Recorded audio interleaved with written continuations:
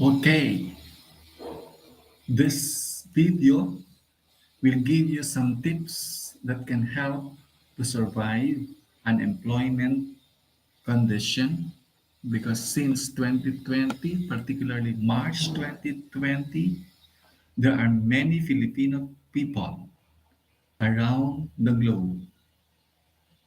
They consider themselves as unemployed and actively seeking a job but are unable to find a job.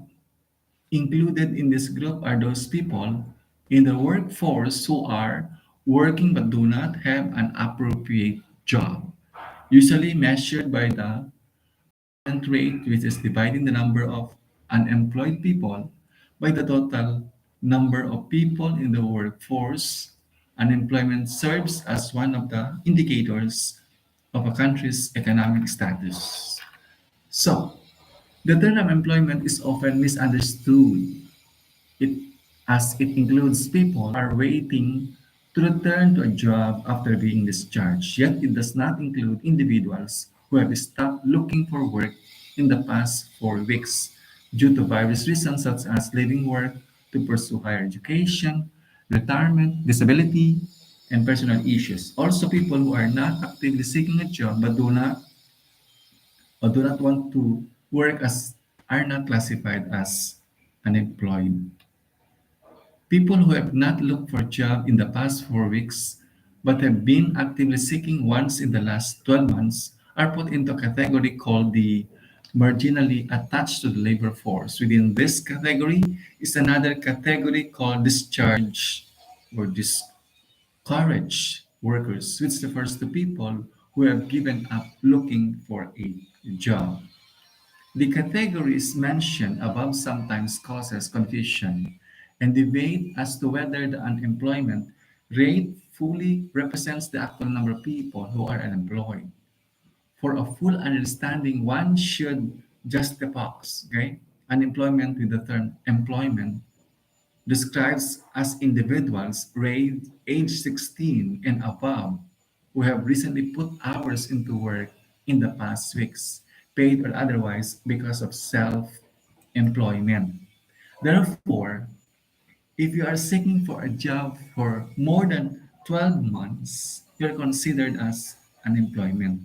But if you're just giving up looking for a job, you are discouraged workers because there are reasons why you stop looking for certain job.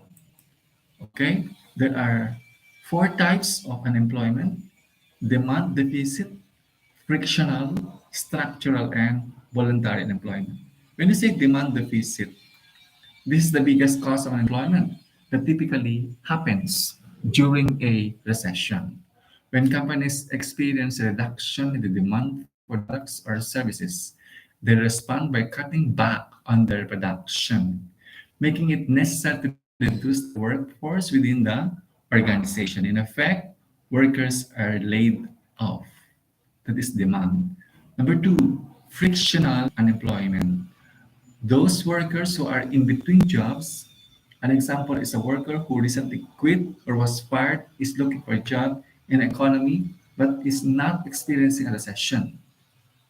It is not an unhealthy thing because it is usually caused by workers trying to find a job that is most suitable to their skills. That's why there is a friction. Structural happens when the skill set of a worker does not match the skills demanded by the jobs available, or alternatively, when workers are available but are unable to reach the geographical location of jobs. For example, is teaching job that requires relocation to China, but the worker cannot secure a work visa due to certain visa restriction. Can also happen when there is a technological change in the organization, such as workflow optimization that displaces the need for human labor. So there is a change, particularly there is a what we call structure changes. All right. Then number four, we have voluntary unemployment happens when a worker decides to leave a job because it is no longer financially compelling. An example is a work whose take-home pay is less than his or her cost of living. So there are four types we have. Number one, demand deficit, frictional. Number three, structural, and voluntary. What are the causes? Number one is the demand side or employer and the supply side or the worker. Demand side reductions may be caused by higher interest rates, global recession, and financial crisis. From the supply side, frictional unemployment and structural employment play a great role. What are the effects? It can be national economy, ripple effect, okay? Suffer financial hardship that impacts families, relationships, and communities. When it happens, consumer spending, which is more of the economy's key drivers for growth, goes down, leading to a recession or even depression that felt unaddressed.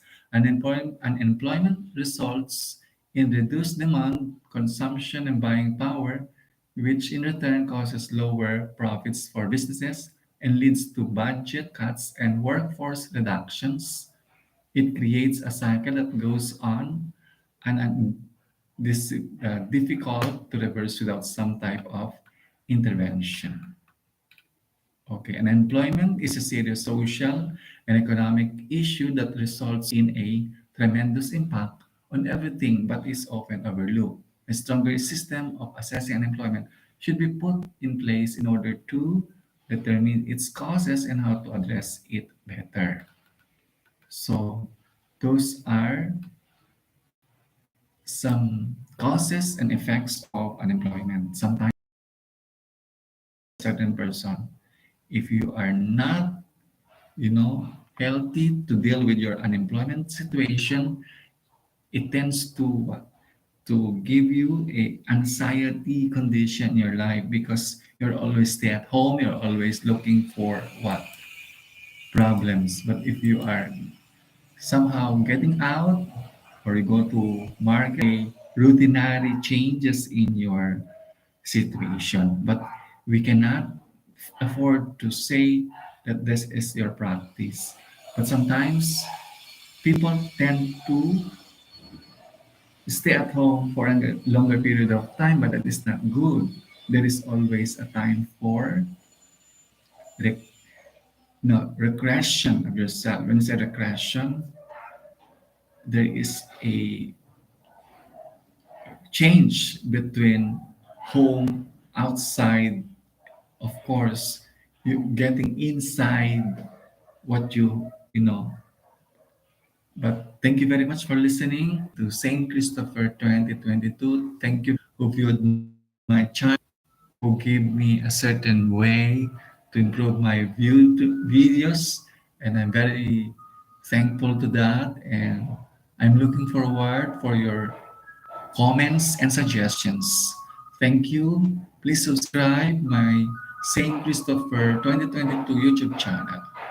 Thank you.